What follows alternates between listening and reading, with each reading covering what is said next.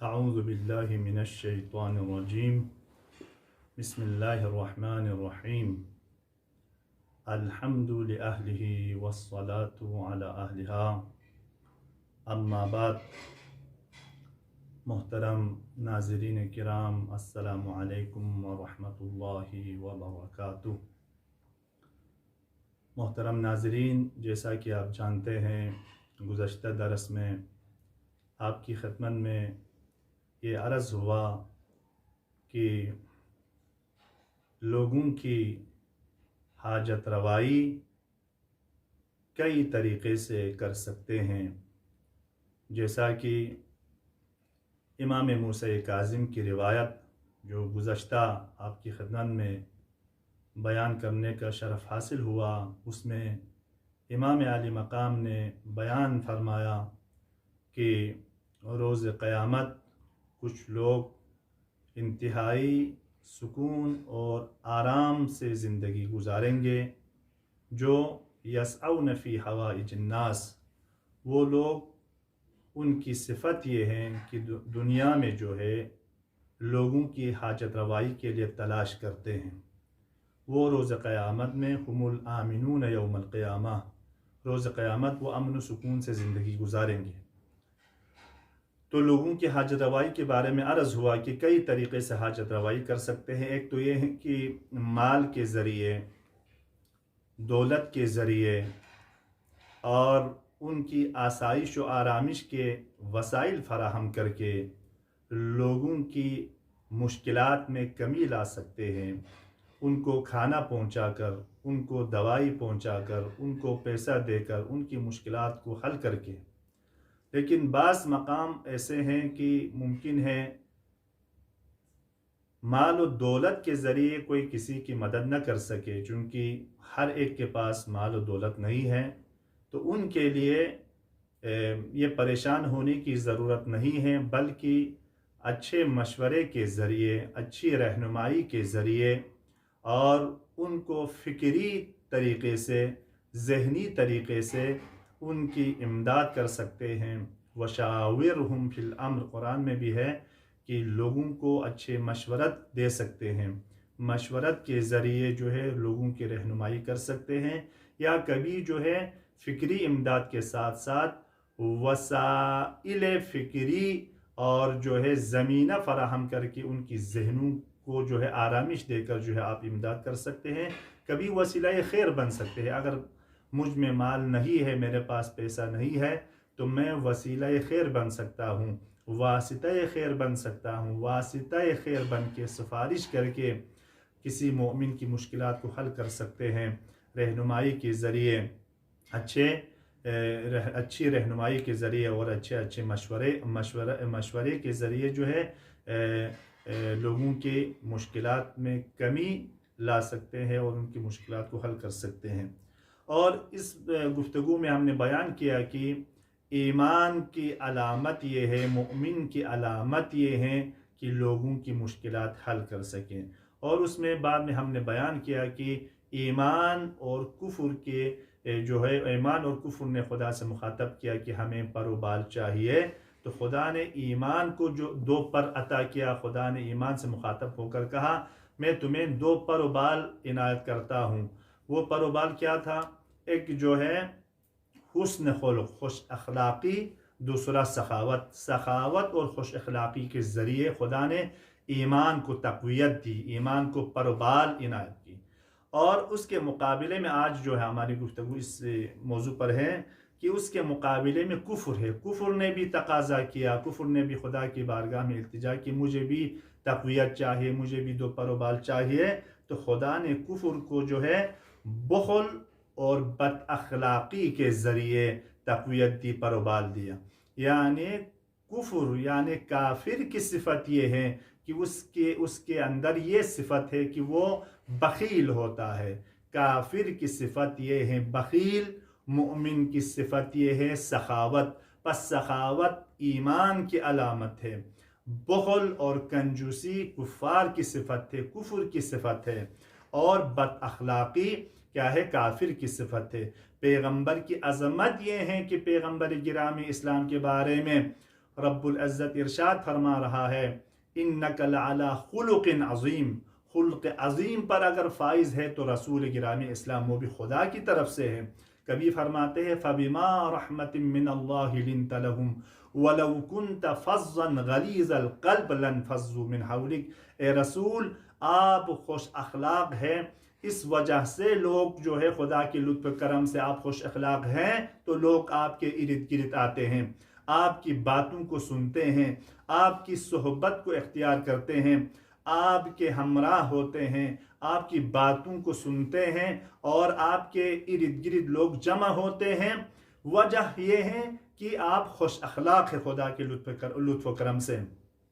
وَلَوْ كُنْتَ فَظًّا غَلِيظَ الْقَلْبِ لَانفَضُّوا مِنْ حَوْلِكَ، اگر آپ خوش اخلاق نہ ہوتے تو نتیجہ کیا ہوتا؟ لَانفَضُّوا مِنْ حَوْلِكَ، آپ کے ارد گرد کوئی جمع نہیں ہوتے، کوئی آپ کی باتوں کو سننے والا نہیں ہوتے، بس لوگ آپ کی باتوں کو سنتے ہیں، آپ کے ارد گرد جمع ہوتے ہیں، لوگ آپ کو چاہتے ہیں، آپ کی صحبت میں رہنا پسند کرتے ہیں اور عشق سے آتے ہیں آپ کی باتوں کو سننے کے لیے، آپ کے ہم صحبت ہوتے ہیں۔ کس وجہ سے؟ آپ کی خوش اخلاقی کی وجہ سے۔ قرآن کہہ رہا ہے اگر اس کے مقابلے میں رسول نعوذ باللہ اگر بد اخلاق ہوتا، قرآن کہہ رہا ہے، تو لوگ رسول گرامی اسلام کے ارد گرد جمع نہیں ہوتے۔ اس لیے شہید مرتضیٰ مطہری فرماتے ہیں کہ اسلام کی تبلیغ مسیحیت و یہودیت سے بعد میں ہوئی، اس کے باوجود بھی اسلام نے اتنی ترقی کی کہ یہودیت و مسیحیت سے اسلام کی مسلمانوں کی تعداد کم نہیں ہے۔ اسلام نے اتنی ترقی کی اور پیش رفت کی، وجہ کیا ہے؟ ایک مہم ترین چیز جس کی وجہ سے اسلام نے ترقی کی وہ رسول کی خوش اخلاقی کی وجہ سے ہے، رسول کے حسن اخلاق کی وجہ سے ہے اور رسول کی سخاوت کی وجہ سے ہے۔ لہٰذا یہ ایمان کی علامت ہے سخاوت اور خوش اخلاقی، اس کے مقابلے میں بد اخلاقی اور کنجوسی یہ کفر کی علامت ہے۔ بد اخلاق انسان کے ساتھ کوئی جمع نہیں ہوتے، اس کی باتوں کو سننے والا نہیں ہوتے۔ اور اسی طرح روایت میں ہے اگر کوئی کسی کو اپنا دوست بنانا ہے تو اس میں بہت سی چیزیں بیان کرتے ہیں، ان میں سے ایک یہ ہے کہ کنجوس انسان کے ساتھ کبھی بھی دوستی برقرار نہ کرنا، یعنی کنجوس انسان کو اپنا دوست قرار نہ دے، منع کیا ہے روایت نے۔ یعنی کنجوس منفور ترین چیز ہے اسلام میں اور بد صفت ہے، اور یہ صفات کفر میں سے ہے، کفار کی صفت ہے کنجوسی اور بد اخلاقی، بد مزاجی، تنگ مزاجی۔ لہٰذا ہمارے لیے ضروری ہے کہ ہم جو ہے ان برے صفات سے دور رہیں، ان بری صفات کو اپنی اندر سے باہر کر دیں، نکال دیں، اور اچھی صفات کو جو حسن خلق ہے، اچھے اخلاق ہے اور جو ہے سخاوت و کرامت ہے، یہ ہم اپنے اندر پیدا کرنے کی کوشش کریں۔ اہل بیت کی صفت میں سے ہے، اہل بیت کی صفت کیا ہے؟ سجیتکم الکرم۔ اہل بیت کی کیا ہے؟ ذات میں ہے، ان کی صفات حقیقی میں سے ہیں۔ اہل بیت عصمت و طہارت کیا ہے؟ سجیتکم الکرم۔ یہ زیارت جامعہ میں ہے کہ اہل بیت عصمت و طہارت کی ذاتاً صفتیں ہیں، یہ کریم النفس ہے، کریم ہے۔ لہٰذا ہمیں اہل بیت کے ماننے والے ہونے کے ناطے ہمارے اوپر ضروری ہے کہ ہم جو ہے ان اچھے صفات کو ہم اپنے اندر پیدا کریں اور ان بری صفات سے اپنے آپ کو بچائیں۔ مختلف روایات میں ذکر ہوا ہے، ان میں سے ایک میں روایت آپ کی خدمت میں عرض کروں کہ ان ابی عبداللہ علیہ السلام قال ان سوء الخلق لیفسد الایمان کما یفسد الخل العسل۔ فرماتے ہیں کہ امام صادق علیہ السلام فرماتے ہیں کہ بد خلقی اور بد اخلاقی جو ہے ایمان کو اس طرح فاسد کر دیتا ہے، ایمان کو اس طرح نابود کر دیتا ہے، بد اخلاقی جو ہے ایمان کو ختم کر دیتی ہے، جس طرح جو ہے سرکہ جو ہے، سرکہ کیا ہے؟ شہد کو فاسد کر دیتا ہے۔ سرکہ کی صفت یہ ہے کہ وہ تلخ ہے، وہ کڑوا ہے، وہ جو ہے سرکہ جس طرح شہد جو شیرین ہے اس کی شیرینی کو، اس کی مٹھاس کو، اس کی جو ہے مٹھاس اور شیرینی کو فاسد کر دیتا ہے، ختم کر دیتا ہے۔ اسی طرح بد اخلاقی جو ہے انسان کی جو ہے ایمان کو ختم کر دیتا ہے۔ پس ایمان کو ختم کرنے والی چیزوں میں سے ایک کیا ہے؟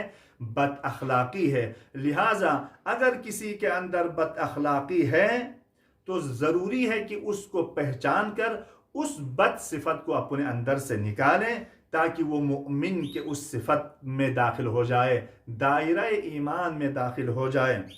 لہٰذا ہمارے لیے ضروری ہے کہ ہم اپنے اندر جو ہے اس ماہ مبارک رمضان میں اپنے اندر وہ صفات لائیں جو معصومین چاہتے ہیں، معصومین کی صفات کو اپنے اندر پیدا کرنے کی کوشش کریں۔ وہ غیر دوستی ہے، وہ لوگوں کی مشکلات کو حل کرنا ہے۔ لوگوں کی مومن کی علامت یہ ہے کہ خود بھوکے رہے دوسرے کو کھلائیں، دوسروں کے مشکلات کو حل کرنے کی کوشش کریں۔ انما نطعمکم لوجہ اللہ لا نرید منکم جزاء ولا شکورا۔ پس صفات مومن یہ ہے کہ لوگوں کی مشکلات کو حل کریں، وہ بھی خدا کی رضا کے لیے۔